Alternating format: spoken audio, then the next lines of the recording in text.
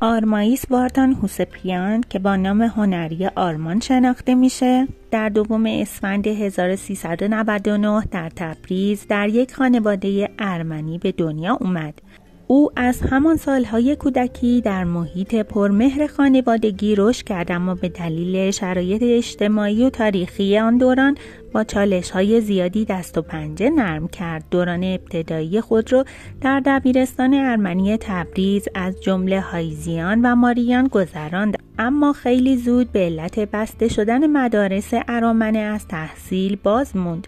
او علاقه زیادی به هنر، به ویژه تئاتر داشت و بنابراین مسیر زندگی او خیلی زود تغییر کرد. در ادامه لطفاً ویدیوهای ما رو دوست داشتید حتما کانال ما رو با زدن دکمه سابسکرایب دنبال کنید. او از نوجوانی به نمایش و بازیگری علاقه‌مند شد. در همان سالها در تئاترهای محلی ارامنه تبریز روی صحنه رفت. اولین قدم‌های جدی او در تئاتر در جمع گروه‌های نمایشی ارمنی تبریز برداشته شد و تجربه‌های بسیاری به دست آورد. به ویژه نمایش‌های دانش آموزی موقعیتی را فراهم کرد که استعدادهای او رشد کنه و مسیر بازیگری او را مشخص کرد. آرمان از سال 1319 به طور رسمی وارد دنیای هنر شد و نخستین بار با نمایش ناموس روی صحنه رفت. 5 سال بعد، یعنی در سال 1324 به تهران مهاجرت کرد و مسیر حرفه‌ای خود را در پایتخت ادامه داد. در تهران باشگاه فرهنگی ورزشی آرارات محل گردهمایی هنرمندان ارمنی بود. آرمان در کنار چهره‌هایی چون جوزف فائزیان، آرامیس آقامالیان و ساموئل خاجوکیان فعالیت تئاتریش را با قدرت ادامه داد. در سال 1332 با فیلم بازگشت، نخستین فیلم سینمایی ساخته شده خاجوکیان، وارد سینما شد. دوره پرفراز و نشیب او در سینمای ایران بعد از آن آغاز شد. او در طول 25 سال فعالیتش در سینمای ایران در 55 فیلم سینمایی ایفای نقش کرد. فیلم هایی که در ژانرهای گوناگون ساخته شده بودند و شخصیت های متفاوتی را بازی کرد، اما با این حال هرگز در هیچ کدام از آثارش بازی ضعیفی از او دیده نشد. حتی در فیلم هایی که از لحاظ کیفی متوسط تا ضعیف بودند، آرمان تونست با قدرت نقش خود را به خوبی ایفا کنه و درخشش خودش رو حفظ کرد. در سال 1334 به خاطر بازی درخشانش در فیلم 4 راه حوادث موفق شد جایزه بهترین بازیگر مرد رو از جشنواره فیلم‌های ایرانی دریافت کنه. افتخاری که نشان داد او مسیر درستی را از جوانی انتخاب کرده بود و در آن درخشید. از آن زمان هیچ کس تردیدی نداشت آرمان نه تنها یک چهره شاخص بلکه معیاری برای بازی خوب به حساب می اومد. بازی‌های او توقع تماشاگران را از هنر بازیگری بالا برده بود.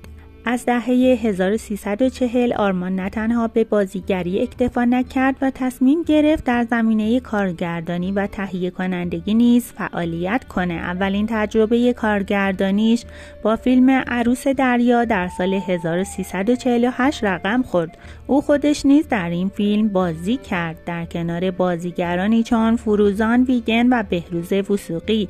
نمایش عروس دریا در جشنواره بین‌المللی فیلم مسکو در سال 1974 نشان داد او در فیلمسازی نیز میتواند موفق باشد. بعد از موفقیت عروس دریا مدتی از کارگردانی فاصله گرفت، اما در سال 1351 با فیلم مستاجر با حضور رضا ارهام صدر دوباره پشت دوربین ایستاد. این فیلم شاید همان درخشش فیلم قبلی رو نداشته باشه، اما نشون داد که آرمان هنوز در خلق فضاهای نمایشی میتونست موفق باشه. کارگردانی براش مسیری بود که بتونه نگاه خود به زندگی و اجتماع رو دقیق‌تر و حسی‌تر به تصویر بکشه. در کنار بازیگری و کارگردانی در دهه 1350 مشارکت او در تولید برخی آثار نقش او رو در روند شکل‌گیری سینمای اون زمان پررنگ‌تر کرد. از جمله این آثار فیلم‌های مشترک محمد دلجو و امیر مجاهد مانند علف‌های هرز و شب غریبان میتونیم اشاره کنیم. فیلم‌هایی که هرچند به اندازه آثار پرزرق و برق آن دوران مشهور نبودند، اما بار محتوایی و فنی قابل توجهی داشتند. در طول این سالها او نه تنها به عنوان بازیگر و فیلمساز فعال بود، بلکه به عنوان یک چهره معتبر احترام جامعه سینمای ایران را با خود به همراه داشت.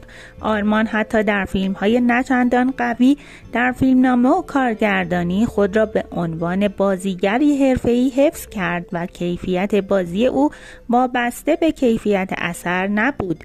نگاه منتقدان همواره به عملکرد او تحسین برانگیز و محترمانه بود و او را وزنه‌ای برای سینمای ایران می‌دانستند، نه یک ستاره.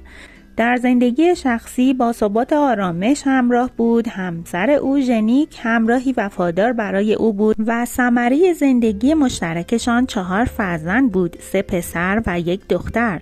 دختر او به نام لوریک در مسیر پدرش قدم گذاشت و هرچند حضورش در سینما کمرنگتر بود، اما در چند اثر سینمایی ایفای نقش کرد. از جمله فیلم هایی که لوریک در آنها حضور داشت میتوان به پرده آخر، 2 نفر و نصفی، خانه خلوت، پیراهن یوسف اشاره کرد و آثاری که در دوره‌های بعد جایگاه خود را در سینمای ایران نشان داد. آرمان در کارنامه‌اش با کارگردانان و نویسندگان مختلف همکاری کرد، اما مهمترین اون درخشش او و همکاری با آروین آوانسیان در فیلم چشمه بود. اینکه آرمان در اون نقش استاد چشمه ساز را بازی می‌کرد، این نقش او یکی از متفاوت‌ترین آثار او بود که نتیجه اون سالها بعد هم مورد توجه علاقه‌مندان سینما قرار گرفت. او کارش را با تئاتر شروع کرده بود. در سال 1359 پیش از ترک ایران برای درمان بیماریش بار دیگر روی صحنه رفت و پس از آن به دلیل وضعیت جسمیش برای انجام عمل جراحی به اسپانیا سفر کرد، اما متاسفانه تلاش‌ها بی‌نتیجه بود و او به دلیل ابتلا به سرطان لوزالمعده در روز جمعه 17 مرداد 1359 در بارسلون درگذشت. پیکرش به ایران منتقل شد و در آرامستان گوراستان واقع در جاده خراسان تهران به خاک سپرده شد. در طول دوران هنری خود جوایز زیادی به دست آورد، از جمله دریافت عنوان همشهری افتخاری از سوی شهردار لس آنجلس به پاس بازی در فیلم جاده مرگ. همچنین جایزه بهترین بازیگر مرد در نخستین فستیوال فیلم‌های ایران در سال 1334 برای بازی در 4 راه حوادث و نمایش عروس دریا در جشنواره فیلم مسکو مهر تأییدی به جایگاه بین‌المللی او بود. ممنون که تا انتهای ویدیو همراه ما بودید. لطفاً با لایک ها و نظراتتون کانال بمب حواشی رو بتره کنید. راستی کانال ما رو حتما سابسکرایب کنید تا از ویدیوهای جدید و جنجالی ما زودتر از همه با خبر بشید.